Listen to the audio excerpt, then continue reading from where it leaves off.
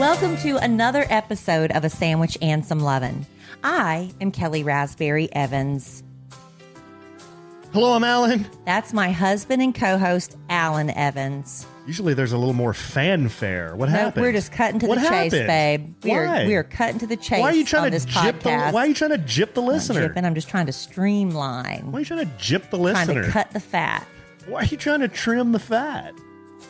Because keeping it neat. What are you Keeping talking it neat about? on a sandwich. Why and are some you lovin'. acting like this? I don't know. I know why Kelly's acting like this. Why? Well, podcast listener, you can't see this, but she is wearing, it appears to be a cowboy hat, but it has imagine a red cowboy hat with red sequins on it, a red lei around the hat, like red hat flowers, band. like a red lei hat band. Yes. And there are LEDs all over this hat, Yes. red LEDs. Yes. And you're trying to do a bit. Like No, you're pretending like you don't have a hat on, but you have a hat on. Well, it is the power of podcasts, and you have to use your imagination if you're not watching us on YouTube. But yes, I had to, I didn't have to, I chose to give out some awards at the Excellence in Marketing and Advertising, EIMA. Wasn't that It's the Dallas Fort Worth Interactive Marketing Association. I know, but it was like the Excellence Awards, the EIMA, you right? were giving out the Excellence Awards. Yeah, that's what I just said. Okay.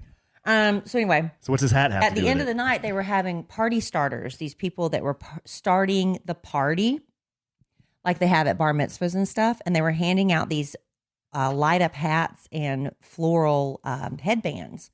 And they were very excited for me to take them. And somebody asked me to wear it on the podcast. And I told them I would. All right. Well, I like to keep my promises. Well, that's what you know about me. as do I. I'm not always able to. Sometimes you make a promise with really good intentions and then something goes wrong and it doesn't work out. But in this instance, I was able to keep that promise. Well, it's a good bit. And if the listener could also imagine you are wearing, I guess is that a dress? I would call it a little t-shirt dress. A t-shirt dress. Mm-hmm. I would call it a snow leopard print. It's in snow leopard print.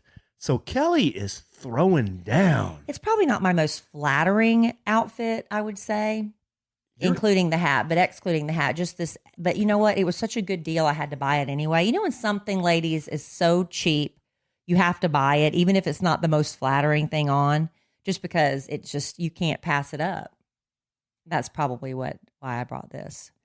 I like it. It's better if I put like a denim jacket on with it. That's what I wore today. Like I said before I hit record, the more buffoonery, the better. I fully support buffoonery. We actually, Alan and I had a date today all day. We didn't have kids. We didn't even have the dog because we went to a wedding yesterday that was an all-day event. And so we decided to board Larry at this place that takes really great care of him. But we were like, man, we don't have anything to do. So Alan and I did a couple of things we love best. We went out and had lunch on a patio. That was great. It was very nice. I was the only one drinking. I had a Bloody Mary. It was wonderful. Alan's tummy wasn't really feeling right. I was not drinking because I was still buzzed from the night before. Yeah, but I thought the hair of the dog would have helped you. Out. And then we went to return some stuff at Target, and you had to get some hair product. Yes. And then we went to TJ Maxx. TJ Maxx. That's a day for us. If we could have had time, we would have gone by Home Goods too. We just ran out of time. But we were in TJ Maxx. I'll tell you guys. How long were we in there? We were in there a while. Like 2 hours? And I was so frustrated by the experience today because there was this one woman, and I'm needing new lipsticks. I need new lipsticks. And they have like this big like shelf after shelf after shelf of lipsticks and tubes and stuff. She parked it in front of that, and she cut a wide. I mean, she positioned herself.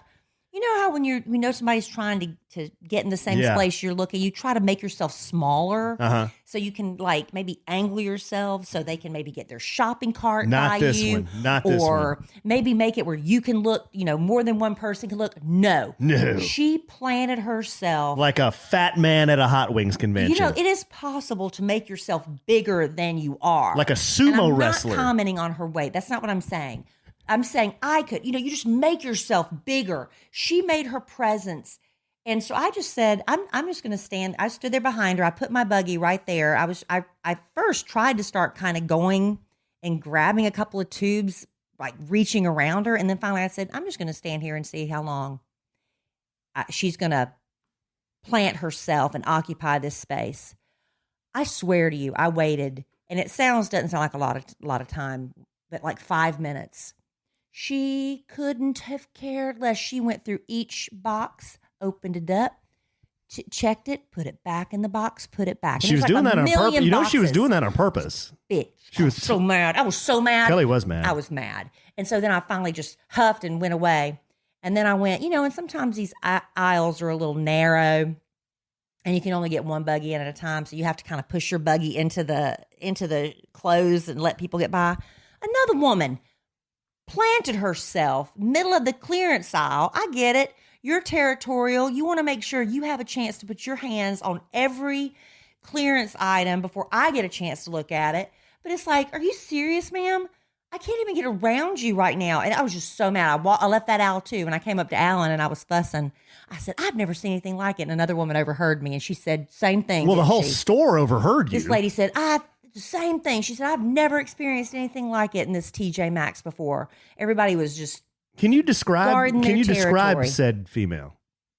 Well, the second one was an older woman. No, the one that was posted up. What was her story? Posted up. There were two of them. Oh, the one with the lipstick? Yeah. I told you.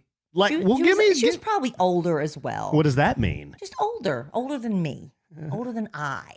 Okay. So anyway, it just made me mad. It was just not a pleasant experience. It wasn't a pleasant experience. I'm sorry. Until we got to checkout. Oh man, you'd have thought freaking Elvis was in there. Because we got to check out and we walked up to this one lady and the woman at the next counter said, "Excuse me." What? She said, "You are so beautiful." Yeah, I she said, did. "Thank you." She did. She said to the lady ringing me out, "Isn't she so beautiful?" And she goes, "Yes, she is beautiful." And then she said, "This is it. This is the icing on the cake. You look like a princess." A princess. Yes. I was like, everything that made me mad just washed away. She was eating it up. I loved it.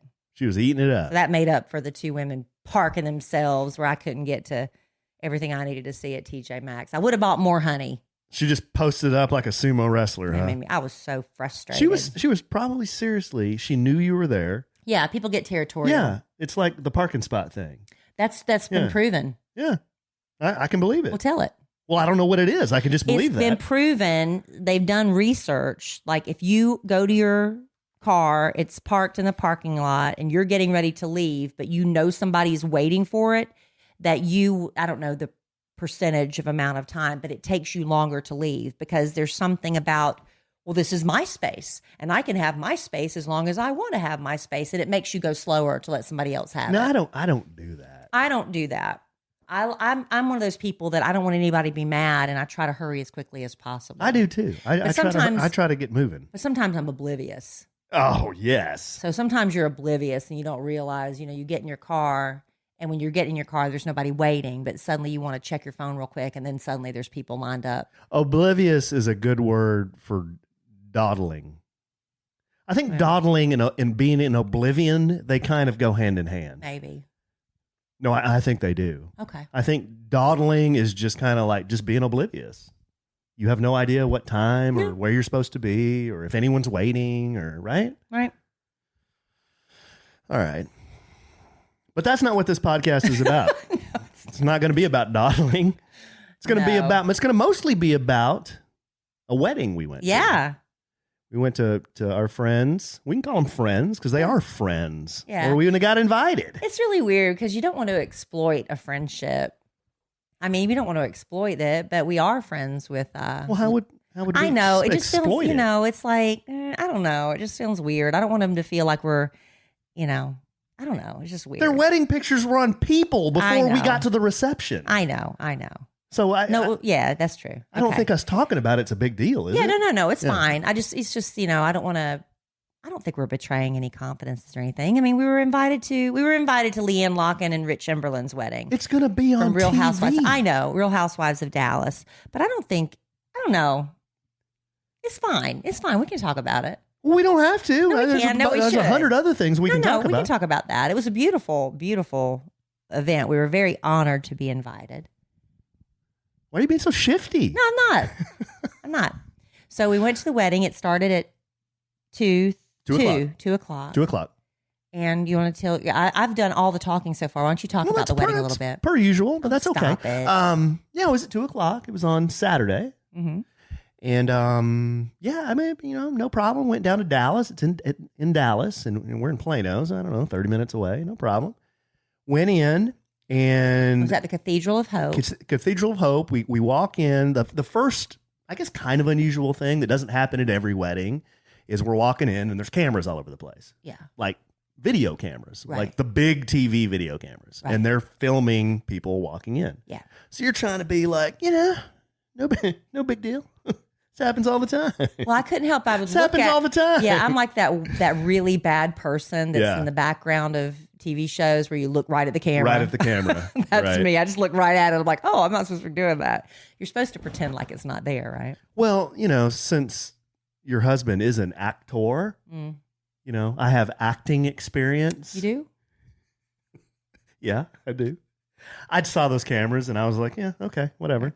So we blow by them, walk in the little vestibule or the foyer, the vestibule.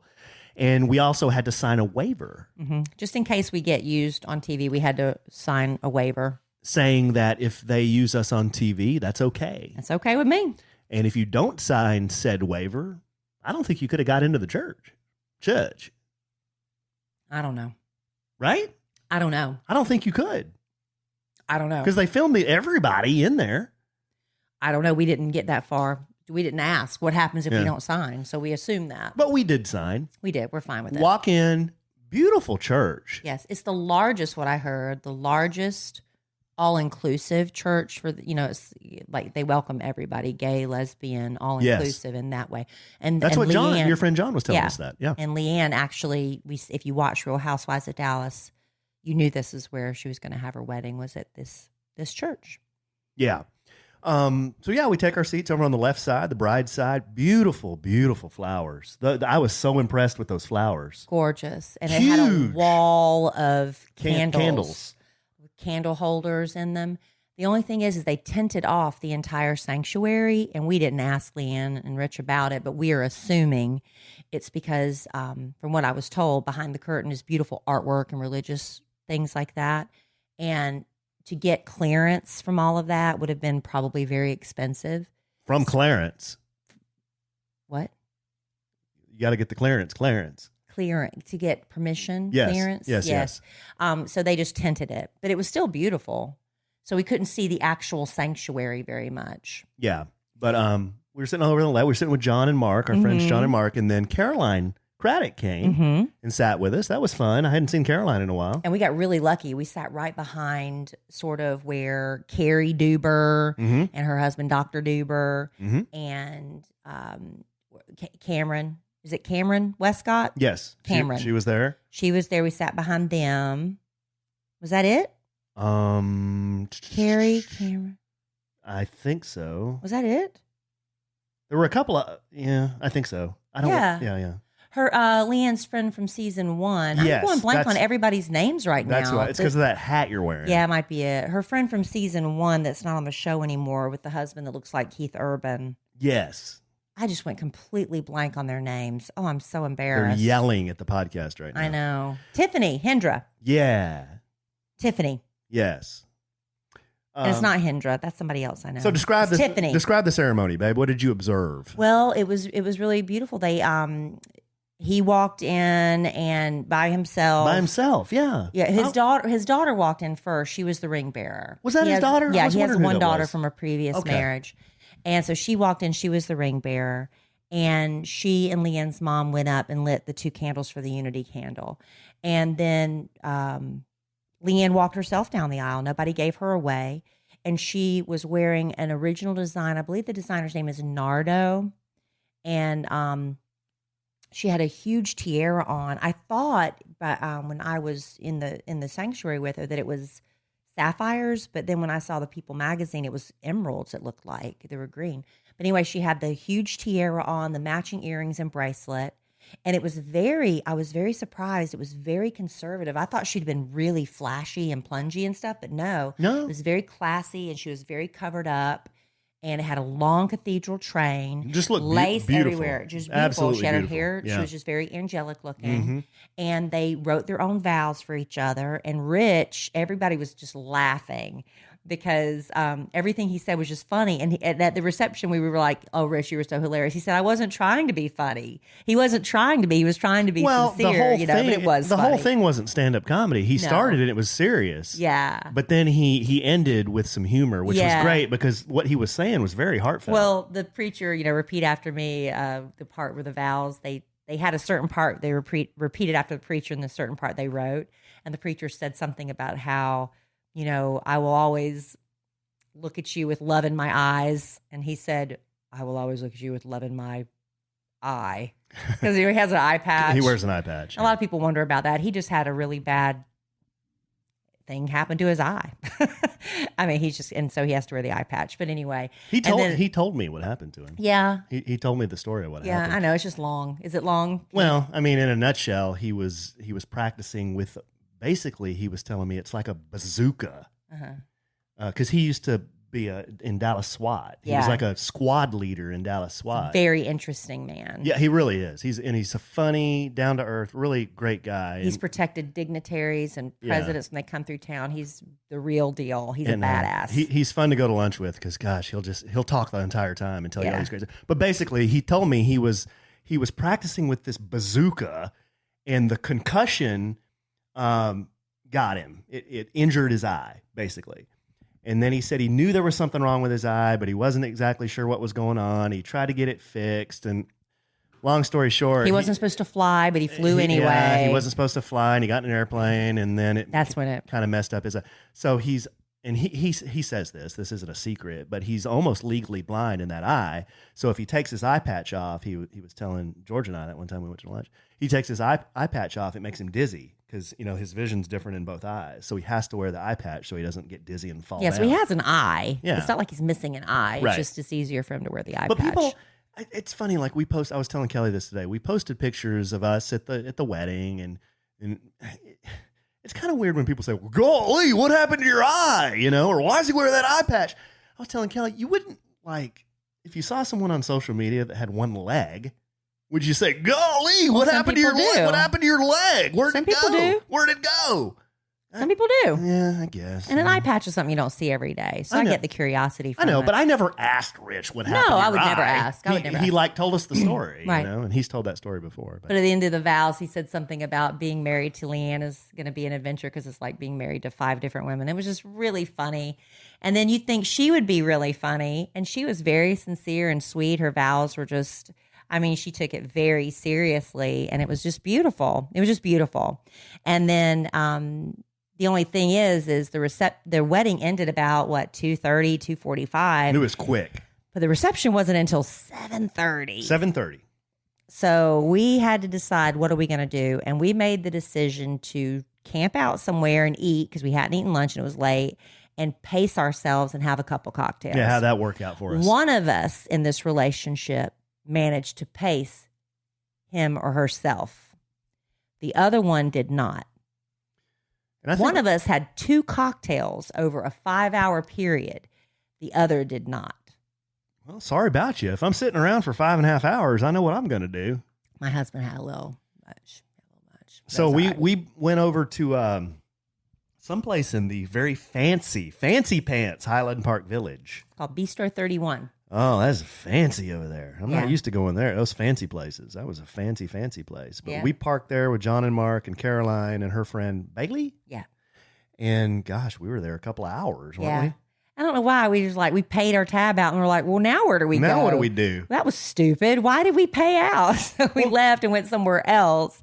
We went over to Honor Bar and we had more food, more drinks. Yeah. So I think, if I remember right, I had 4 Pinots at Bistro 31. Oh, gosh, Alan. Then I rolled on over to Honor Bar. I had 2 lemon drop martinis. I think. I can't remember, honestly. Didn't we roll somewhere else right before the... We still had time to kill. Oh, we went to the Meddlesome Moth, where you had one more. Caroline I'm designated driver at this point. I am not drinking anymore. Caroline sprung for drinks there, and then we went to the reception after that. And man, y'all, that reception was a scene. This is crazy. I'm sure you're going to probably see, if you watch Real Housewives of Dallas when it comes back next season, you'll see. But you walked in, and as soon as you walked up, there was a little trailer outside where they were serving champagne out of it. So you got champagne, and then you walked up the stairs and walked in, and there's a woman suspended from the ceiling on a saddle. And she's like in a hula hoop, but on a saddle. Mm-hmm. And then there were... Very smiley. Yeah, she was very happy to be there. And very leggy. And there were people there that were dressed like mirror balls. Their entire body, it's like a body stocking, but the entire thing is covered in mirrors, and they were dancing. Mm-hmm. We had cowboys there that were different shades of yellow and red and blue, and they were just like those frozen statues, and they just stood there. Right. So imagine that. There were... We had the band Emerald City. Emerald City was playing. There was Stoli vodka, because LeeAnne works a lot with Stoli. There were Stoli disco balls. They were giving out disco balls full of vodka. Mm-hmm. There were flower walls for pictures. There were, I don't know, it was just it was sensory overload. The biggest charcuterie boards you've ever seen in your life. Yeah, it was sensory overload. Yes.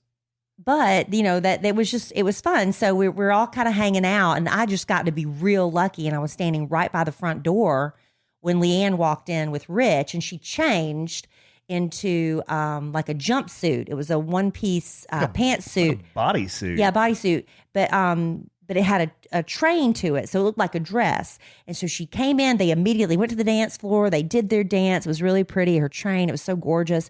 Then they went and cut the cake, and it was just like boom, boom, boom. They were getting it done because she just wanted to party. And she took off the train, and then it was just the jumpsuit. And Rich went one way, and LeeAnne went the other. How come at our wedding you didn't roll in a bodysuit? I don't know. I just stayed in my wedding dress the whole time.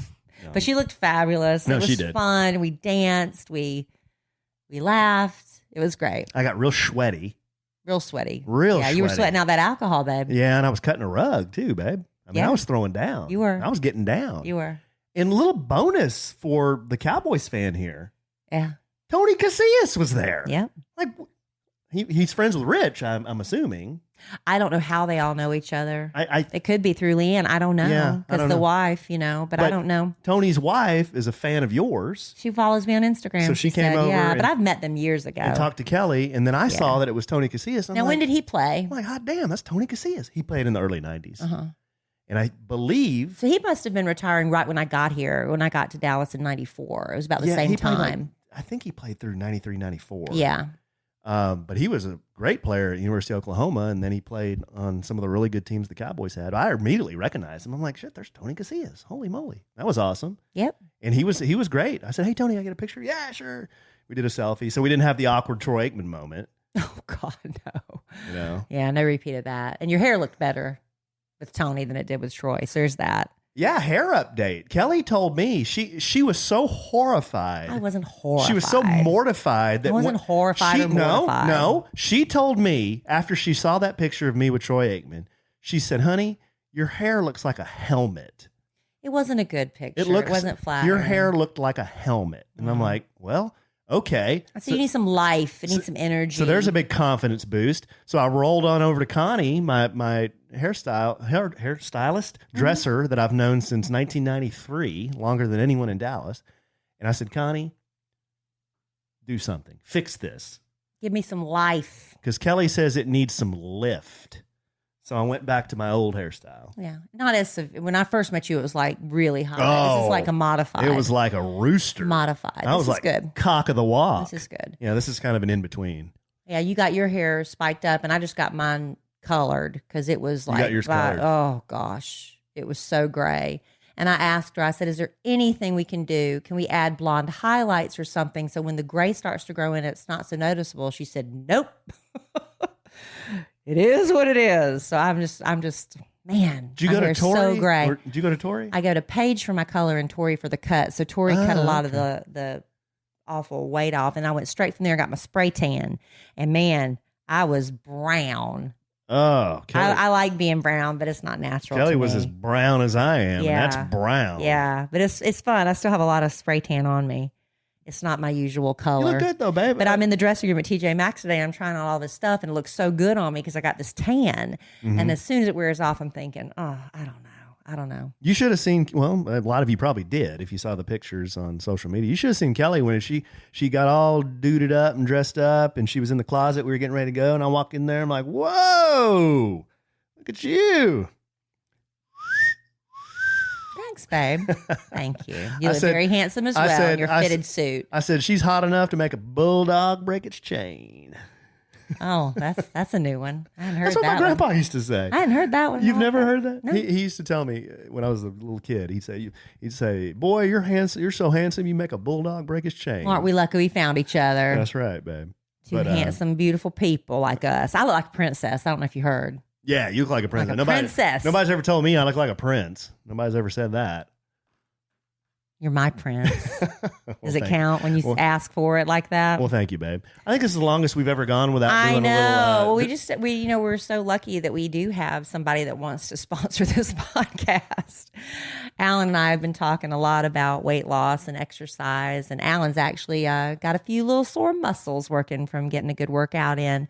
But sticking to any sort of weight loss and exercise program can be hard, especially when, you're faced with temptations. There's always an obstacle getting in your way, and you're like, well, do I really need to work out? Do I really need to stick to my program? It's hard. So half the battle is sticking to your weight loss and exercise program. Another half of the battle is being able to keep it off. Well, we want you to try something different this time. Instead of failing again, why not try Noom? Noom, because different results call for a different approach. Why don't you learn? Don't diet. Learn how to have a new relationship with food. Learn how to build new and better habits for you, and recognize and change the habits that keep blocking your success. Weight loss is in the palm of your hand, literally on your phone, whenever and wherever you need it, with Noom. All you need to do is commit 10 minutes a day. You'll have personalized training, your own support team for way less than the price of a single appointment with a nutritionist or a personal trainer. Your goal specialist is a behavior change professional, a nutrition expert, and a fitness trainer all in one. And that community is there for you with group discussions, so you have other Noomers out there who are willing to help you. So if you have specific goals, you set them for what you want to achieve, and what you've achieved with Noom is going to be what? A new relationship with food. Yes. You're going to have a community that supports you. Absolutely. To achieving and maintaining your goals. Right. All in the palm of your hand. That's right. A Noom is designed for results. It's out with the old habits, in with the new. Sign up for your trial today at Noom, that's Noom.com/sandwich. So what do you have to lose, babe? Wait. Nothing. Yeah, except wait. Visit Noom.com/sandwich to start your trial today. Again, that's Noom.com/sandwich. Start losing weight for good. There you go. Love Noom. Well, it's been a very emotional week for me. Britney Spears was freed. I don't know if you've been keeping up with this. Yeah. Britney Spears is but my heart. Yeah. I don't know if anybody knows that. Britney Spears is my heart. And everybody says, well, what's your favorite Britney Spears? I love the song Hit Me Baby One More Time. But it's not about her music as much as I just love Britney. Yeah. Right? Yeah. What? No, yeah, I know you do. What? No, there's not anybody you have that kind of passion for and love for that really that you feel for? Like if something bad happens to them, a celebrity or anything like that? Not really. My family. Oh, Alan, come on. Okay. Everybody knows this about Britney and me. Yeah. And so when word came out that Britney's father was very sick, he had his colon ruptured. Isn't that awful? Mm-hmm. It sounds painful and awful. It does. And that she was she decided to put her Las Vegas show on hold, and she was going to spend time with her family, and that's fine. But then next thing we find out is that Britney needs some time for herself in a mental health facility. And rumors start spreading that she'd been in there since January, but we're only finding out about it in April. The rumor is that her father had her admitted against her will that it was she doesn't want to be there. This Free Britney campaign started where people were going to show up at City Hall. Only about a dozen people showed up with signs and everything. Free Britney, free Britney. Well, come to find out, Britney is the one that put herself in there. She said that what happened was her medications, it's like with anything, your body kind of adapts to it. And the medication kind of started losing its effectiveness. So they had to find the right cocktail for her. And so they've been dealing with that. And she needed to get her head straight. Well, then the pictures of her came out with her and Sam on Easter Sunday, her boyfriend. Did you see those pictures? No. Babe. I didn't see She them. looked it was so upsetting to see those pictures because she just looked completely lost and upset. And then she posts that video of herself saying, look, I'm fine. I want everybody to know how fine I am. But, everybody's okay. Just stop with the rumors. And she said, don't believe the lies. And then she started bringing up that guy, Sam Lufty. Remember the one that when she was going crazy and using the British accent all the time, and it turned out they said he was drugging her and stuff? She brought him up again in this mess. You just are not keeping up with this at all. Not one iota. Really? No. Oh Have my no. gosh. You're speaking a completely different language right now. Well- this is like me talking about the most inside things about Metallica. You'd be like, what in the hell are you talking about? But I would still support you while you're talking about No it. idea what you're talking about. If you were passionate about it, I'd be interested. Hey, I'm right here with you, babe, but I don't know what you're talking about. So here we go. Brittany says, please stop with the hashtag free Britney stuff because it's not helping. So everybody that thinks they're doing a good deed by Britney needs to be freed. Her dad doesn't know what's going on. It turns out it was all her doing. Her dad didn't want her to go to the mental health hospital because he was afraid this is what's going to happen. It was going to get leaked out to the press and it was going to become a big mess. And Dad was right. But now it looks like she has checked out of the mental health facility. She is back home. They're continuing to regulate her medications. And Brittany is on the road to recovery. That's wonderful. Is she going to be okay? I hope so. Because her mental health is very fragile. Did you see the other very emotionally upsetting thing that I had to deal with this week with Louis Tomlinson? No. Louis Tomlinson from One Direction. Mm-hmm. He lost his mother to cancer. She was only like 43 years old. Jeez. About the same time that was happening, he heard about this older man. He's in his 80s. He lost his wife to Alzheimer's. So he wrote a song for his mother. I think it's called The Two of Us or something. And he went to this man's house and he got this man. He found out he had a bucket list. And he went out with that man and said, let's mark as many things off your bucket list as we can in one day. I thought you'd be intrigued by that. Did y'all talk about this on the radio? Yes. So he took him he had never been in a race car. So he took him in a race car driving. He never flown a helicopter. So they took him up in the helicopter. They let him take the controls for the helicopter for a while. He wanted to get a tattoo, but he panicked, I guess. So he ended up giving Louis a tattoo of his initials on his arm because Louis wanted to always remember it. By this time, y'all, I'm starting to cry. It's so beautiful. Then he takes him on a roller coaster and they're holding hands and this man is so excited. And then he tells the man at the end, he said, I know one of your bucket lists is you want to perform in front of a crowd. Mm-hmm. And without even hearing the man, he takes him up on stage because he has a concert that night. The man comes out and sings opera. By this time, I am bawling. Have you seen it? Mm-mm. I haven't seen it. You need to go see it. Okay. I'll look it up. I haven't seen it. All right. Well, those are two very emotional things I had to deal with It sounds this week, like it. in addition to the wedding with LeeAnne and Very, Scott. very emotional. It sounds like it.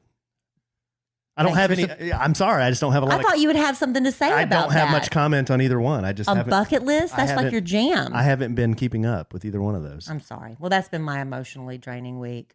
Sorry, babe. But go look for that video, Louis Tomlinson's new video. But make sure you're in a space where you need to cry and you want to cry hard. That's what you need to do. Because sometimes you need to get that out of your system. Okay. Don't you ever feel like is that just a woman thing?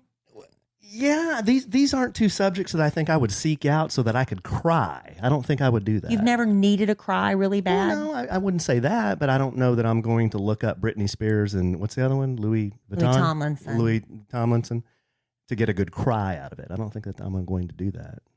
Sounds like more of a female thing. That's what I'm saying. Yeah. Sometimes as a woman, you're carrying around a lot of emotions and it's pent up and bottled up and you can't get it out of your system. Yeah. So sometimes you seek out things that make you cry so you can get it out of your system. Right.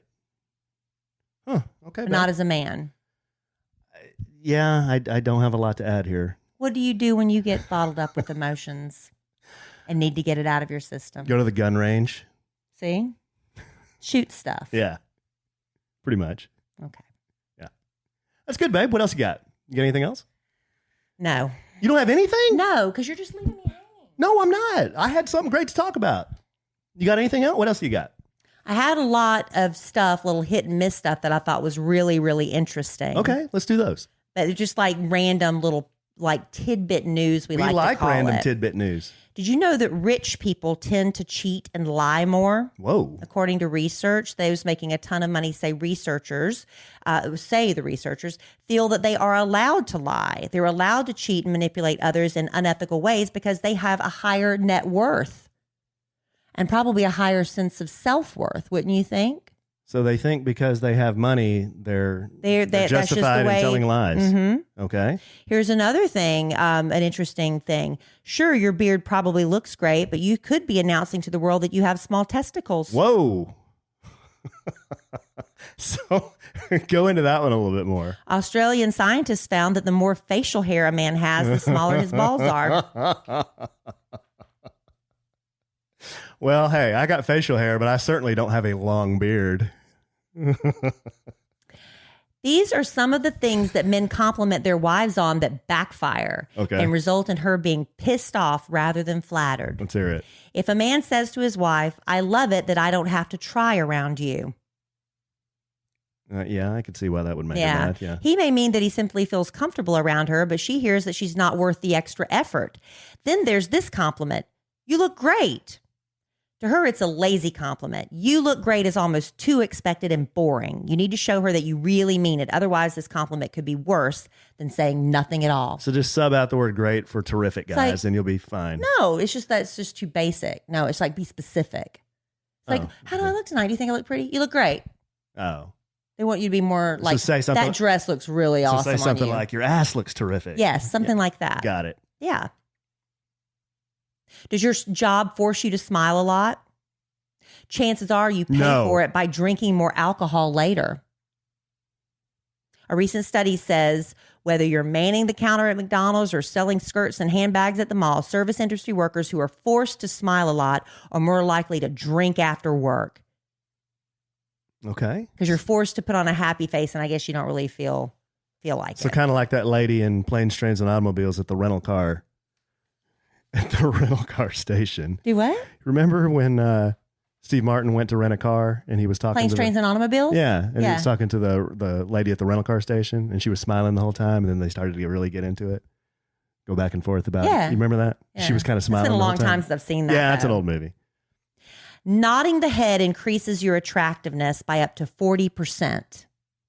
Nodding the head? Researchers found that nodding your head increases your attractiveness to the opposite sex by more than 40%, by up to 40%. Head nodders are rated as both more likable and more approachable. So when someone's talking, you're kind of nodding. It's just like an attractive quality. I think some men would argue that bobbing the head actually looks very attractive. Mm-hmm. It says people's personalities appear to be more attractive when they're nodding, but watch out. There are dangers to nodding too much. Researchers have found that nodding makes you unconsciously more inclined to agree when you really don't. Okay. That makes sense? Yeah, makes sense. Well, let's see if there's anything else that's interesting in these. I saw some really good ones you had there. You're not reading them, though. Which ones? Here, let me see these. Don't read the dirty ones. There's a lot of dirty ones. Why wouldn't we read the dirty ones? Those are the best ones. Babe, do you know when Americans send nude photos of themselves over their phones, which body part do they feature the most often? Well, I guess it depends on a man or a woman. Well, for men, what do you think it is? They're junk. That's like most common knowledge, right? For men, especially bearded men who have gigantic genitals, they do that. They send pictures of their genitals, followed by their face, chest, and butt. Women, however, prefer to send nudes highlighting their breasts, followed by their butts, and then their face. Butts? Only 8% of women have sexted a photo of their private parts to a man. Wow, that seems a little low to me. the private parts. They mean down below. Yeah, I know what that That means. seems high. That seems low. I don't think that's as common that's, as men doing it. That's, well, not in my experience. What? You haven't gotten it from me? No, I ain't got it from you. I've never, ever, ever. This is like one of my, I stand on this. I say it every chance I get to that it makes sense on the radio is I tell girls, don't ever send a naked body part by technology to anyone. Just don't do it. Phone, laptop, nothing. I've sent you some, but by mistake.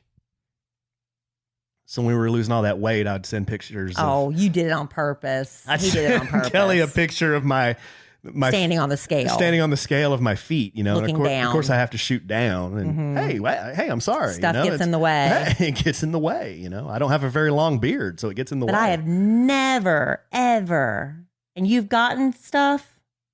Well, yeah. You said in your experience. Yeah, back in the day, sure. Like back in the day from online dating and swiping? Yeah, sure, absolutely. And what do you think when women send that stuff on the dating apps? I don't know.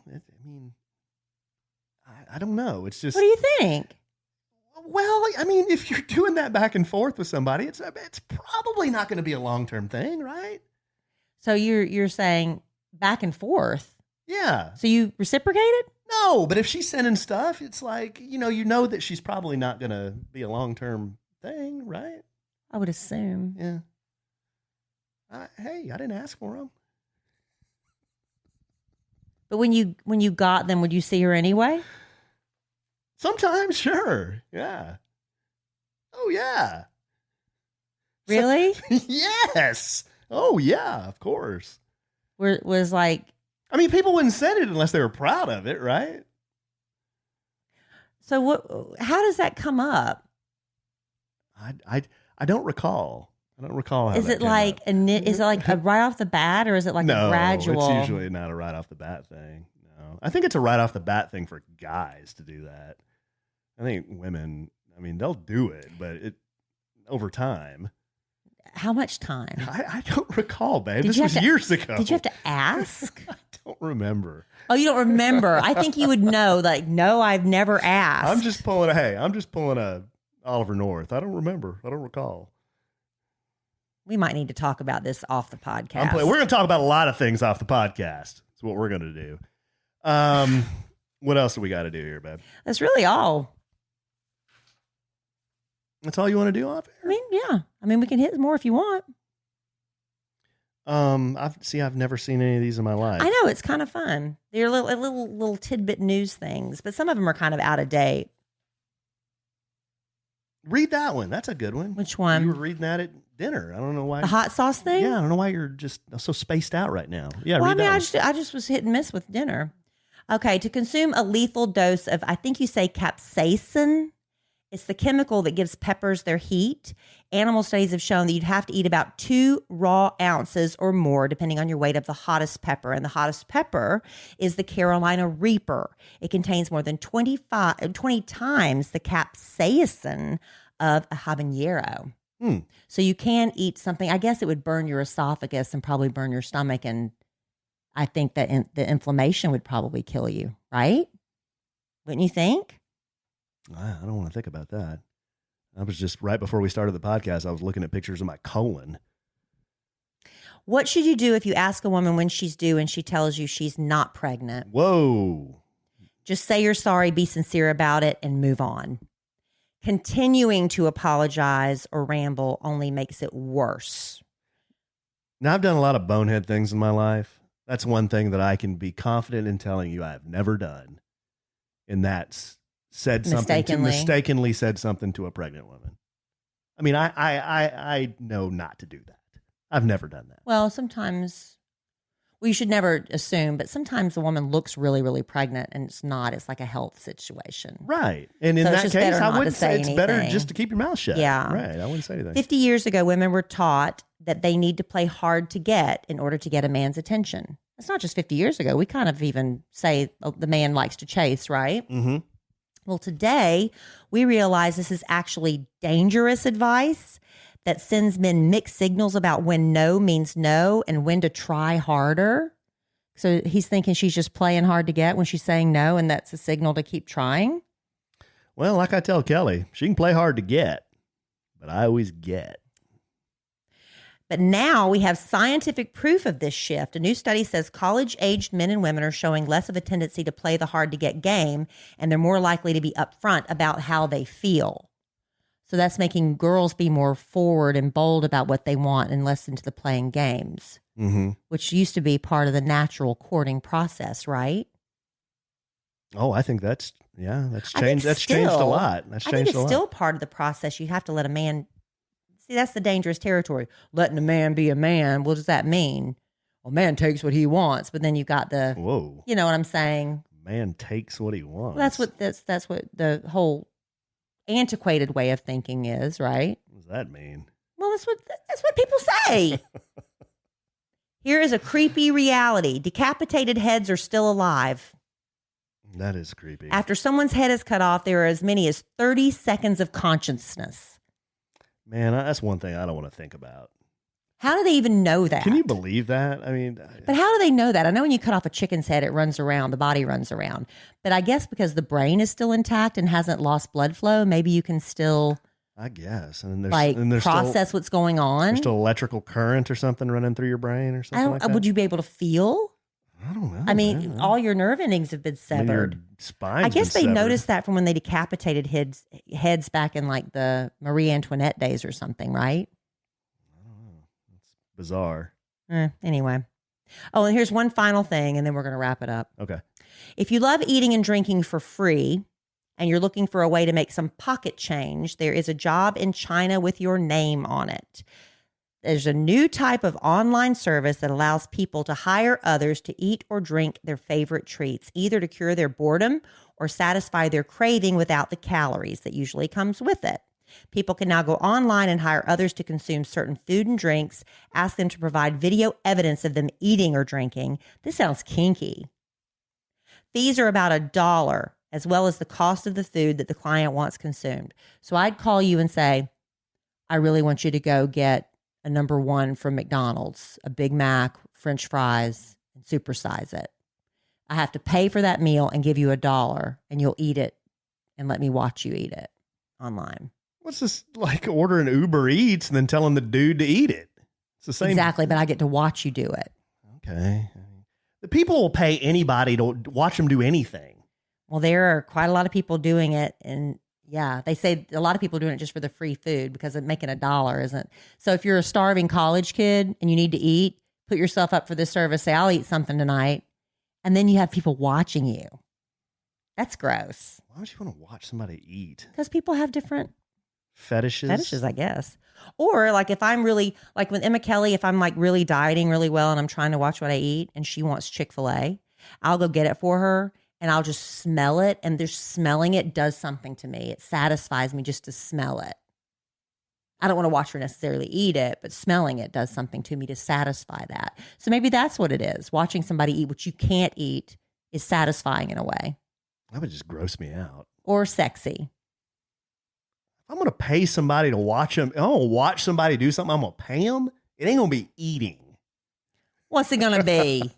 It's not going to be eating. I'll tell you that. I'll tell you what it's not going to be. I'm learning too much about you. I'll tell you what tonight. It's not going to be. It's not going to be eating. I'm learning too much about you tonight. It'll be something else. Anyway.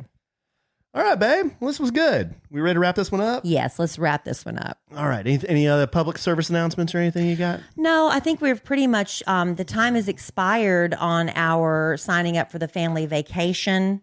But we do have the Maybe Baby contest that's still going on. Do you want to give them some details on that? Yeah, sure. Give them some details on that. Oh, you want me to give them? Yeah. So we have a May 7th deadline for the Maybe Baby contest that we have going on right now with doctors Kevin and Kathy Duty. They were so gracious to come on our show, episode 131 of our podcast, to talk about effortless IVF. And they're giving away a free cycle of effortless IVF to one of the members of our podcast family. So if you go to kellyandallen.com/baby, or if you can't remember that, you can go to kellyandallen.com. There's a special offers thing. And it usually lists everything we have going on. and they're all the requirements we're asking for, the way to submit your 100 words or less, why you would like to be the receiver of the effortless IVF. And we're going to announce that on the May 9th podcast. It's exciting.